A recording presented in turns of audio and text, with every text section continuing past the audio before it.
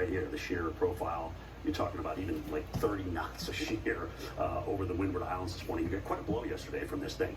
Guidance brings all of this west just to the south of Jamaica, and here we are on Sunday, and this is when it starts to get a little interesting because of the fact that we lose the shear. All right, that's number one. And number two, we are over very warm ocean heat content, very deep ocean heat content. So it doesn't matter if you sit something there and upwells forever. You got 400 feet of very, very warm water to help develop the system. And then a turn. So maybe feeling the influence, if you will, of that new trough that's coming down. Now, these are the European ensemble members. There are 51 members, and they tweak little things in these models and give you different member solutions. Sometimes they cluster, which means no matter what you tweak, they all come up with the same solution. But in this case, if you're clustering or tweaking the dry air, tweaking the shear, tweaking this, that, and the other thing, look at what we've got here. You've got an area that's pretty broad in terms of where the low is. And this makes all the difference in the world here as here we are on Tuesday, where this thing goes. Does it keep going west? Does it go north, east? I mean, there's a whole bunch of solutions. Plus, what is it at this point? Has it developed? But we do think at least there'll be some feeling from that trough as it moves toward the east, all right, between the high. It's going to obviously flow around the subtropical ridge first and then potentially feel the trough. There's the deep layer of warm water that we're talking about, the deep ocean heat content. So this has every reason to develop, should it go. We're talking about no shear, lots of moisture surrounding it.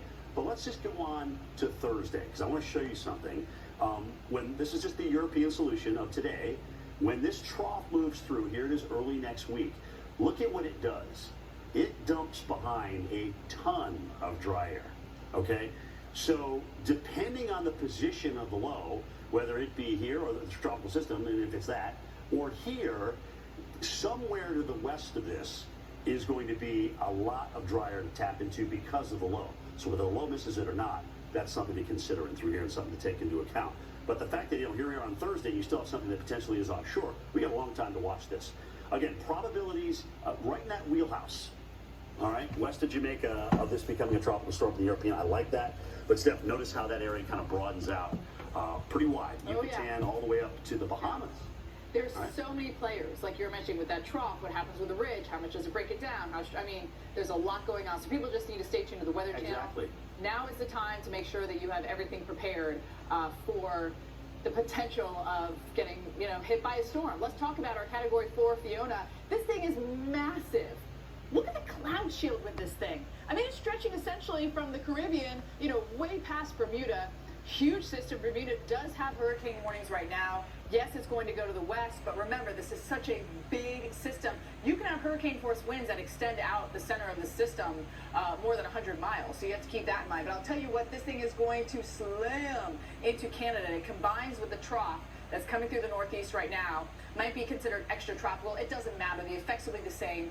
Very strong winds for Canada. We actually could see the potential for damage as it comes ashore there. So here's a look at the system right now.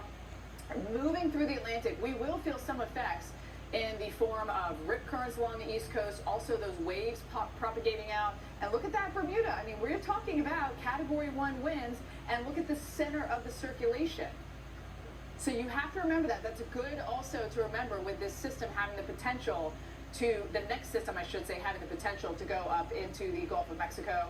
It's going to be out of here though as we head into our Saturday. But again, it is very active. Gaston Hermine, by the way, is the next named system. We have two other areas to watch. I'll tell you what, there's no dimmer on this. We just had a switch flip for us. And there we go, Hermine, and then Ian would be the name after that. There's a look at the very latest with our system way out in the Atlantic. That one doesn't look like it's going to be too menacing for us, but as always here, we will keep an eye on it. We'll be right back with more.